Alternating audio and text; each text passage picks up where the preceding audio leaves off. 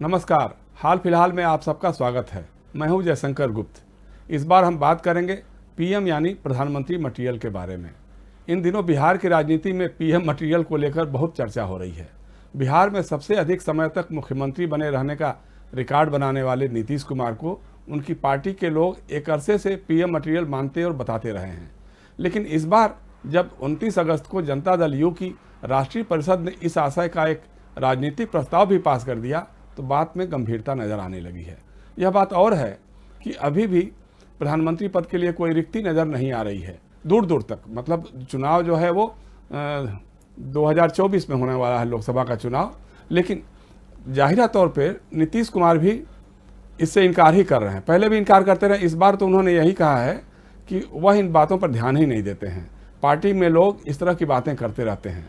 लेकिन सोचने वाली बात यह भी है कि उनकी मौजूदगी में उनकी पार्टी की राष्ट्रीय परिषद में इस तरह का राजनीतिक प्रस्ताव कैसे पास हो गया। ऐसा तो संभव ही नहीं है कि उनकी जानकारी और सहमति के बिना यह प्रस्ताव तैयार और पास भी हो गया हो। हालांकि इस प्रस्ताव को पास करते समय उनकी पार्टी के नेताओं ने यह साफ नहीं किया कि वह प्रधानमंत्री कब और कैसे बनेंगे। लोकसभा के चुनाव पौने 3 साल बाद होने वाले हैं और अभी वह जिस गठबंधन में शामिल है, राष्ट्रीय जनतांत्रिक गठबंधन, उसमें प्रधानमंत्री का पद और भविष्य की दावेदारी भी खाली नहीं है। अभी नरेंद्र मोदी प्रधानमंत्री हैं और संभव है कि वही या फिर भारतीय जनता पार्टी का ही कोई नेता जो है अगले प्रधानमंत्री के लिए दावेदारी को पेश करेगा। तो क्या उनकी निगाह एक बार फिर से पलटी मारकर प्रधानमंत्री नरेंद्र मोदी और भारतीय जनता पार्टी के विरोध में बनने वाले किसी संभावित राजनीतिक गठबंधन का नेतृत्व करने की ओर लगी है? एक अरसे से उन्हें विपक्षी गठबंधन की ओर से प्रधानमंत्री नरेंद्र मोदी के विरुद्ध सर्वमान्य विकल्प के तौर पर देखा जाते रहा है। संभव है कि मौजूदा विपक्ष में कांग्रेस के अंदरूनी झगड़ों, वैकल्पिक नेतृत्व पर सहमति के अभाव, ममता बनर्जी और कुछ अन्य क्षेत्रीय नेताओं की संभावित दावेदारी के मद्देनज़र उनके भीतर भी एक बार फिर से प्रधानमंत्री बनने की राजनीतिक महत्वाकांक्षाएं हिलोर मारने लगी हों। उन्हें प्रधानमंत्री मटेरियल बताने के पीछे उनकी और उनके जदयू की राष्ट्रीय पहचान बनाने की कवायद भी हो सकती है। उनकी कोशिश उत्तर प्रदेश और मणिपुर विधानसभा के चुनाव में भी अगर भाजपा से बात बन जाती है तो उसके साथ मिलकर लड़ेंगे, और अगर सम्मानजनक सीटें नहीं मिली तो अपने बूते भी लड़कर के चुनाव कुछ सीटें जीतने या कम से कम मत प्रतिशत बढ़ाने की हो सकती है। इसके लिए अभी उनके पास प्रचुर समय भी है। अगले साल ही जम्मू कश्मीर और गुजरात विधानसभा के भी चुनाव होने हैं। जदयू की कोशिश राज्य विधानसभाओं के चुनाव में अपेक्षित मत प्रतिशत हासिल कर राष्ट्रीय दल की मान्यता हासिल करने की हो सकती है। मणिपुर, गुजरात और अरुणाचल प्रदेश जैसे राज्यों में जदयू की पहले से भी मौजूदगी रही है। राष्ट्रीय अध्यक्ष बनने के बाद राजीव रंजन उर्फ ललन सिंह ने कश्मीर यात्रा करके वहां भी पार्टी के पांव पसारने के संकेत दिए हैं। केंद्र सरकार में कृषि, भूतल परिवहन और रेल मंत्री जैसे मंत्रालय संभाल चुके नीतीश कुमार की राष्ट्रीय राजनीति में अपनी अलग तरह की पहचान रही है। हालांकि 2017 में दोबारा भाजपा के साथ सरकार साझा कर लेने के उनके राजनीतिक फैसले को लेकर विपक्षी खेमे में उनकी राजनीतिक विश्वसनीयता प्रभावित भी हुई है। नीतीश कुमार के प्रधानमंत्री मटेरियल वाली राजनीतिक महत्वाकांक्षाएं इससे पहले भी कई बार हिलोर मार चुकी हैं। 2014 के संसदीय चुनाव के समय भाजपा की तरफ से प्रधानमंत्री पद के दावेदार नरेंद्र मोदी के विरोध में उनकी पार्टी ने राजग से अलग होकर चुनाव लड़ा था। उनकी कोशिश कांग्रेस और अन्य विपक्षी दलों के साथ मिलकर लोकसभा चुनाव लड़ने की थी, लेकिन बात नहीं बनी और लोकसभा चुनाव में उनके हिस्से में केवल 2 ही सीटें आई थी। इसके बाद 2015 में बिहार विधानसभा का चुनाव उन्होंने कांग्रेस और राजनीतिक विरोधी लालू प्रसाद के राजद के साथ मिलकर लड़ा और शानदार जीत हासिल कर एक बार फिर वह बिहार के मुख्यमंत्री बने। हालांकि विधानसभा में उनकी पार्टी के पास राजद से कम सीटें थी और इसको लेकर वह कुछ दबाव भी महसूस करते थे। उस समय भी 2019 के संसदीय चुनाव में कुछ विपक्षी दलों की ओर से उन्हें मोदी के विकल्प के रूप में पेश करने की कवायद शुरू हुई। कुछ समाजवादी बौद्धिकों ने भी उनके पक्ष में लामबंदी शुरू की थी। नीतीश कुमार चाहते थे कि उनके यूपीए में संयोजक जैसा कोई पद देकर यूपीए उनके नेतृत्व में ही चुनाव लड़े, लेकिन यह कांग्रेस और उसके नेतृत्व वाले यूपीए को उस समय मंजूर नहीं था। और भी कुछ बातें थी जिनसे उनका कांग्रेस और राजद के साथ मोहभंग सा होता गया। विधानसभा के भीतर यह कहने के बावजूद कि रहें या मिट्टी में मिल जाएं, अब कभी भाजपा से हाथ नहीं मिलाएंगे, उन्होंने दोबारा भाजपा से हाथ मिला लिया। 2015 के जनादेश को दरकिनार कर उन्होंने भाजपा के साथ साझा सरकार बना ली। विधानसभा का पिछला 2020 का चुनाव उनकी पार्टी ने भाजपा के साथ मिलकर ही लड़ा। इस चुनाव में भाजपा की सीटें तो बढ़कर 74 हो गईं, लेकिन नीतीश कुमार के जदयू के खाते में केवल 43 सीटें ही आई। हालांकि वादे के मुताबिक भाजपा ने नीतीश कुमार के नेतृत्व में ही साझा सरकार बनवाई, लेकिन क्रमशः इसकी कीमत भी वसूलने लगी। नीतीश कुमार के सामने एक बार फिर 2015 के बाद वाली ही स्थिति उभर कर सामने आने लगी है। भाजपा और संघ परिवार की तरफ से अपने हितों की पूर्ति और आरएसएस के एजेंडे पर अमल के लिए दबाव बढ़ने लगा है। इसके साथ ही परोक्ष रूप से भाजपा के लोगों की तरफ से उन्हें इस बात का एहसास भी कराया जाने लगा है कि वह भाजपा के रहमो करम पर ही मुख्यमंत्री बने हैं। बताने की जरूरत नहीं है कि इस सब के कारण बिहार में भाजपा के साथ साझा सरकार का नेतृत्व करते हुए भी नीतीश कुमार खुद को असहज महसूस कर रहे हैं। लेकिन राजनीति के चतुर खिलाड़ी नीतीश कुमार अभी तक इन दबावों को झेलते और भरसक उन्हें परे ढकेलते हुए भी सरकार चला रहे हैं। बीच बीच में वह अपनी और अपने दल की स्वतंत्र धर्मनिरपेक्ष छवि के साथ समझौता नहीं करने और भाजपा पर जवाबी दबाव बनाने के संकेत भी देते रहते हैं। हाल के दिनों में उन्होंने साफ कर दिया कि भाजपा के जनसंख्या नियंत्रण कानून पर उनकी राय भाजपा से अलग है।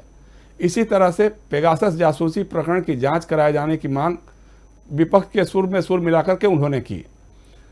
उन्होंने भाजपा और मोदी सरकार पर एक तरह से दबाव भी बढ़ाया कि पेगासस मामला आम मामला नहीं है, नागरिकों की जासूसी करने का मामला है, इसकी जांच करा ही जानी चाहिए। उन्होंने भाजपा के राजनीतिक रुख की परवाह किए बगैर जातीय जनगणना पर विपक्ष के सुर में सुर मिलाते हुए प्रधानमंत्री को एक पत्र लिखा और सर्वदलीय प्रतिनिधिमंडल के साथ उनसे मिलकर इसके लिए दबाव भी बनाया। प्रधानमंत्री के साथ बातचीत में उन्होंने इसके लिए विपक्ष के नेता तेजस्वी यादव को और उनके पिता लालू प्रसाद यादव को श्रेय देकर उनके यहाँ भी एक खिड़की खुली रखने की कोशिश की है। पेट्रोलियम पदार्थों और खासतौर से रसोई गैस की कीमतों में बेतहाशा वृद्धि का भी उन्होंने खुलकर विरोध किया है। देखना यही है कि जातिगत आधार पर जनगणना के मामले में नीतीश कुमार और बिहार के मुख्य विपक्ष के दबाव पर भाजपा और मोदी सरकार का रुख क्या होता है, क्योंकि कुछ ही दिनों में बिहार में होने वाले पंचायत चुनाव में रसोई गैस, पेट्रोल डीजल के बढ़ते दाम के साथ ही यह भी एक बड़ा मुद्दा हो सकता है। साथ ही जातिगत जनगणना भविष्य में भाजपा से नीतीश कुमार के अलग होने के लिए एक ठोस बहाना भी बन सकता है। पिछले दिनों बिहार के छपरा में लोकनायक जयप्रकाश नारायण के नाम पर बने जेपी विश्वविद्यालय में गुपचुप ढंग से भाजपा के एजेंडा लागू करने की साजिश हुई। वहां राजनीति शास्त्र के पोस्ट ग्रेजुएट पाठ्यक्रम में नीतीश कुमार के राजनीतिक आराध्य और आदर्श रहे समाजवादी नेता राम मनोहर लोहिया और लोकनायक जयप्रकाश नारायण की जगह जनसंघ के अध्यक्ष रहे दीनदयाल उपाध्याय को शामिल किया गया। आश्चर्यजनक बात तो यह है कि बिहार में शिक्षा मंत्री कोई और नहीं, नीतीश कुमार जी की पार्टी के ही विजय कुमार चौधरी जी हैं। चौधरी और नीतीश कुमार की आंख भी तब खुली जब विपक्ष ने और खासतौर से लालू प्रसाद यादव ने इसका पुरजोर विरोध किया। लालू प्रसाद ने ट्वीट कर आरोप लगाया कि संघीय मानसिकता की बिहार सरकार समाजवादी नेताओं के विचार विश्वविद्यालयों के पाठ्यक्रमों से हटा रही है। बिहार सरकार के जगने एवं कड़े निर्देश जारी करने के बाद अब पाठ्यक्रम में फिर से सुधार हो रहा है। लेकिन यह जांच का विषय है कि ऐसी खुराफात की किसने? क्या शिक्षा मंत्रालय के किसी अफसर की यह करामात थी या फिर सीधे राजभवन से इसके लिए निर्देश आया था? बहरहाल इस तरह से भाजपा के लोग नीतीश कुमार और उनकी सरकार पर दबाव बनाने में लगे हैं और कसमसाहट महसूस करते हुए नीतीश कुमार भी इससे मुक्त होने के प्रयास में लगे रहते हैं। तो क्या उनके प्रधानमंत्री मटेरियल होने की बात इस समय भाजपा पर जवाबी दबाव बनाने के लिए ही कही जा रही है? इसके साथ ही पिछले दिनों जनता दल यू की अंदरूनी कलह भी खुलकर सामने आने लगी थी। नीतीश कुमार के खासुल खास रहे आरसीपी सिंह को केंद्र में मंत्री बन जाने के बाद उनकी जगह एक और खासुल खास रहे सांसद राजीव रंजन उर्फ ललन सिंह को राष्ट्रीय अध्यक्ष और हाल ही में जनता दल यू में शामिल उपेंद्र कुशवाहा को संसदीय बोर्ड का अध्यक्ष बनाए जाने के बाद स्वागत समारोहों के जरिए जनता दल यू की गुटबाजी और नेताओं के अंदरूनी मतभेद खुलकर सामने आने लगे हैं। पूर्व नौकरशाह आरसीपी के करीबी लोग चाहते थे कि वह केंद्र में मंत्री के साथ ही राष्ट्रीय अध्यक्ष भी बने रहें।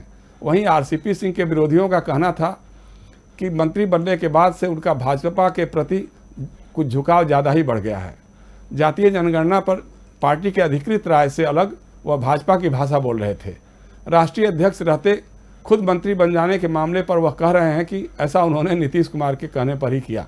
हालांकि नीतीश कुमार ने इस मामले में कभी कुछ कहा नहीं था, लेकिन प्रधानमंत्री मटेरियल का शिगुफा छोड़कर अंदरूनी मतभेदों पर काबू पाने की कोशिश भी हो सकती है।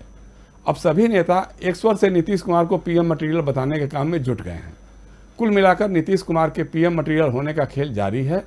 इस खेल में बहुत कुछ अगले साल होने वाले यूपी, उत्तराखंड, पंजाब, मणिपुर, गोवा और फिर गुजरात विधानसभा के चुनावी नतीजों पर भी निर्भर करेगा।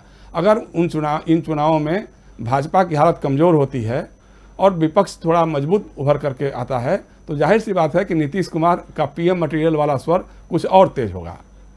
आज बस इतना ही।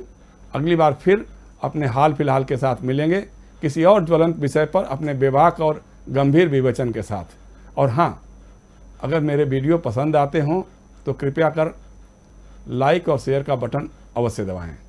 चैनल को सब्सक्राइब करें तो आभार मानूंगा। प्रतिक्रिया और सुझावों का हमेशा स्वागत है। नमस्कार।